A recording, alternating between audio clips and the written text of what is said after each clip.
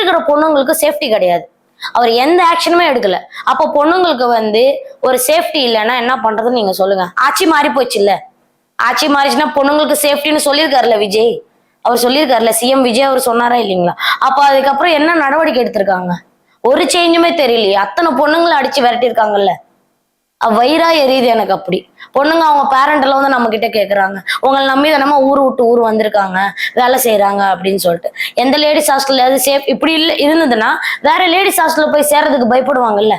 நாங்களும் வேற ladies hostel நடத்துறதுக்கு யோசிப்பாங்கல்ல. நீங்க வெக்கேட் பண்ணிட்டு போயிடுங்க, இங்க சேஃப்டி கிடையாது. சேஃப்டி கொடுக்கறது யாரு? போலீஸ் தானே. அப்புறம் போலீஸே பொண்ணுங்கிட்ட சொல்லலாமா சேஃப்டி கிடையாதுன்னு சொல்லிட்டு? இது நான் கேஸ் கோர்ட்ல போட்டிருக்கேன். இது கோர்ட்டு மூலியமா நான் போறதுக்கு ரெடி தான்.